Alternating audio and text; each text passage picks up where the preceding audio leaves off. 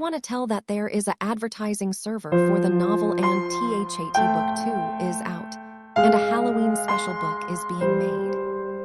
Chapter 2, New Warrior. Paulo's journey in the afterlife took an unexpected turn as his body found itself in a universe completely different from Earth, where he had manifested. After crash landing on a crumbling mountain, Paulo rose to his feet and surveyed the area with a sense of detachment in his cold eyes. The thick fog enveloping his surroundings added to the eerie atmosphere, signaling to Paulo that he was no longer on familiar ground.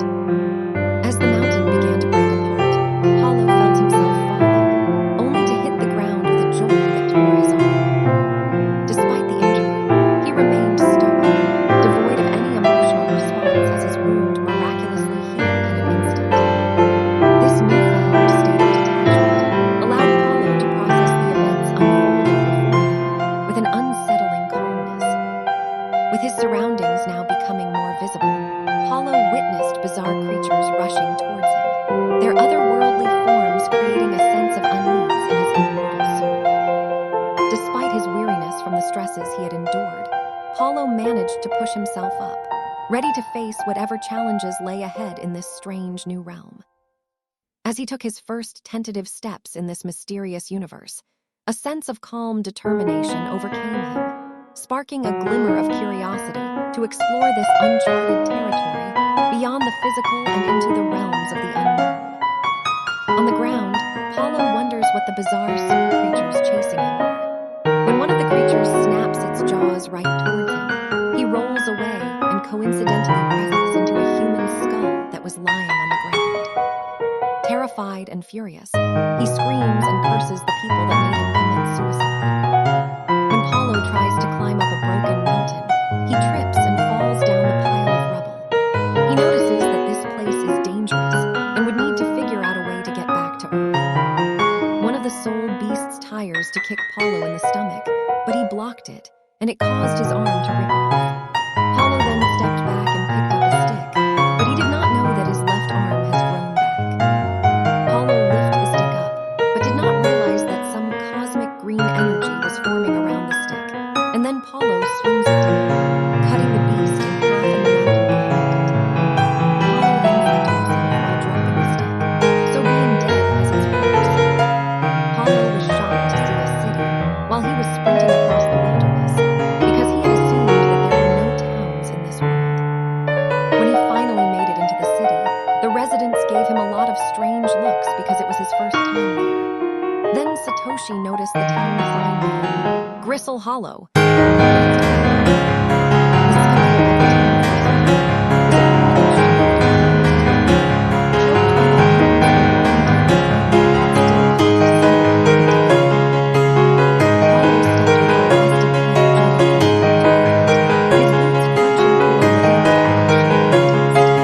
The bar's neon sign flickered weakly, ash and spirits. Half the letters were missing, but the message was clear enough. Inside, the air was thick with the scent of ethanol and regret. A few patrons hunched over their drinks like they were trying to disappear into them. Paulo approached the bar, his coat still damp from the acid. "I'll take whatever passes for whiskey around here," he said, voice low but firm. The bartender, a woman with a cybernetic eye and a scar that ran from temple to jaw, just nodded and poured something amber into a cracked glass. It hissed faintly. Before Paulo could take a sip, a voice rasped behind him. "New face, you are not from around here." An old man stood there, hunched and wrapped in layers of parchment. His eyes were bright but sharp. He smelled of dust and old stories. "This town," the old man said, sliding onto the stool beside him, "used to be a wine and rich in glory and secrets.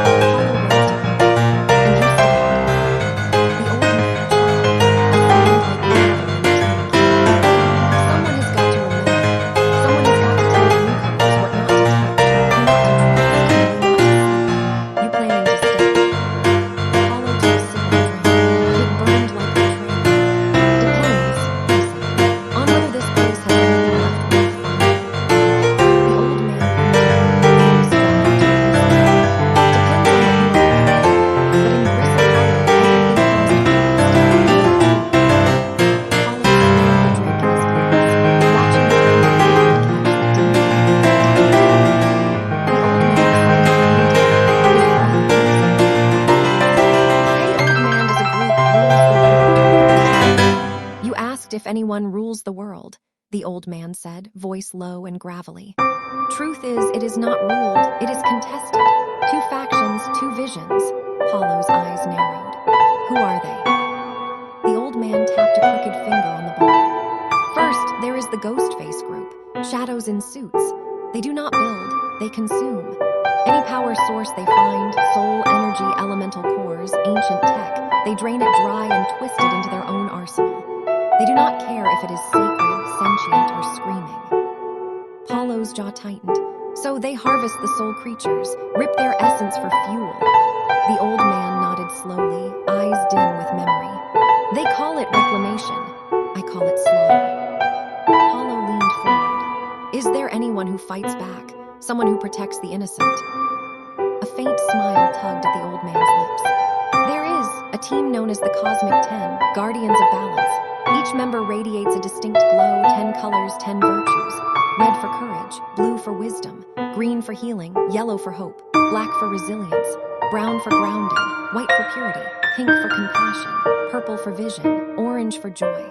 Paulo raised an eyebrow. Sounds like a rainbow with fists. The old man chuckled. They do not just fight, they restore.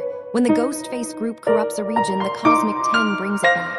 But they are scattered now, hunted, the war gone quiet, but it is far from over. Paulo drained his glass, the burn in his throat matching the fire in his chest. Then maybe it's time someone lit it up again. After finishing his drink, Paulo quietly placed a few bills on the counter, enough to cover his tab and the old man. The bartender gave him a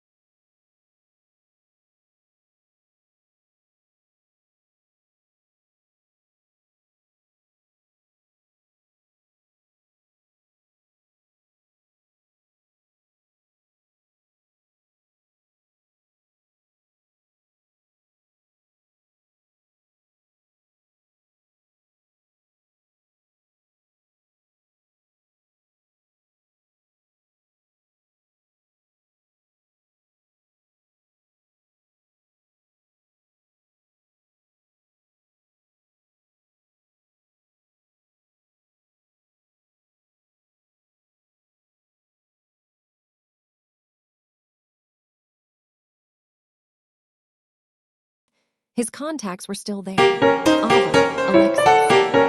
His thumb hovered over Ava's name. He did not expect it to work. Not across dimensions, not across depth. He tapped it anyway. The line ran once, twice. Then, hello. Ava's voice was fragile and also trembling. Paulo's heart stopped. He had not heard her voice since the rooftop, since the call. I've missed chatting with you, he said. What's been going on lately? There was silence.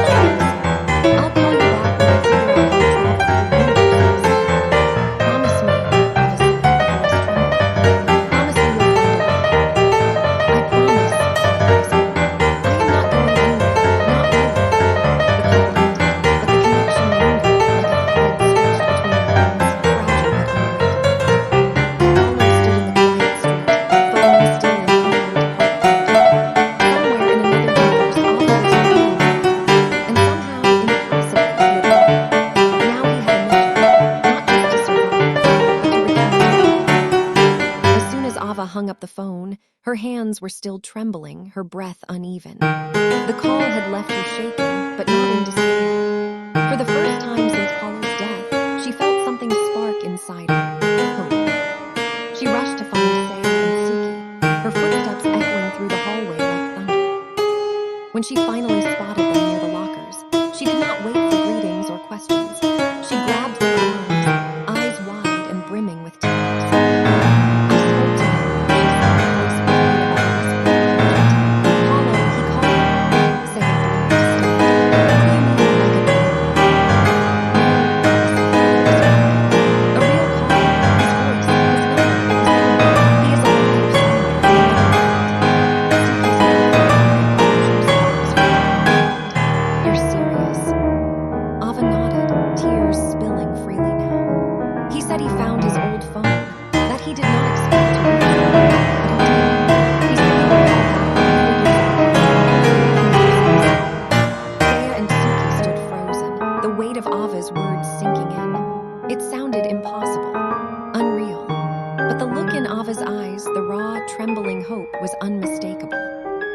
Saya reached out, placing a hand on Ava's shoulder. If there's even a chance, we'll help you find her. Suki nodded, her usual sarcasm. We will figure this out, whatever it takes.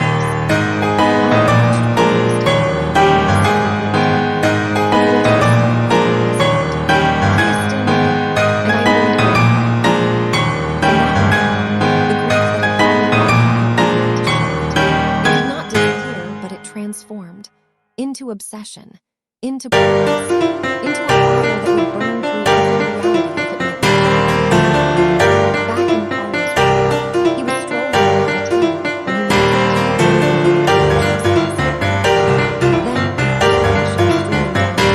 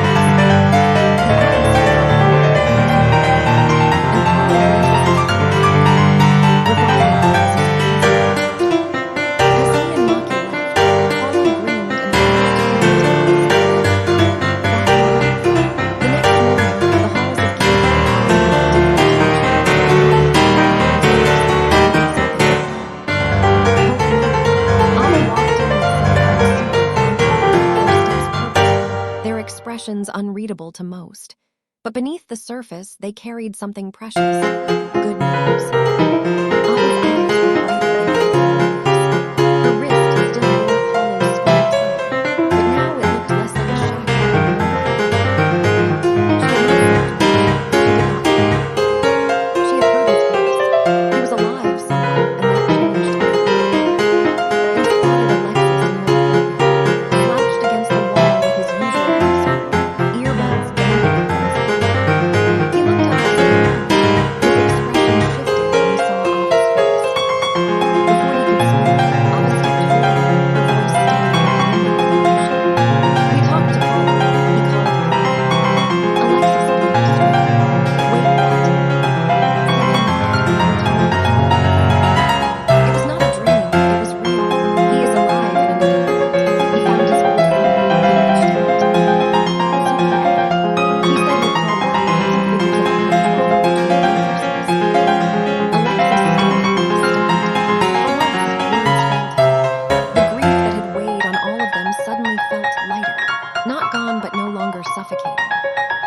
Ava's voice softened. He is trying to come back, and I am going to help him. The four of them stood there, surrounded by the hum of morning chatter and the rustle of wind through the courtyard trees.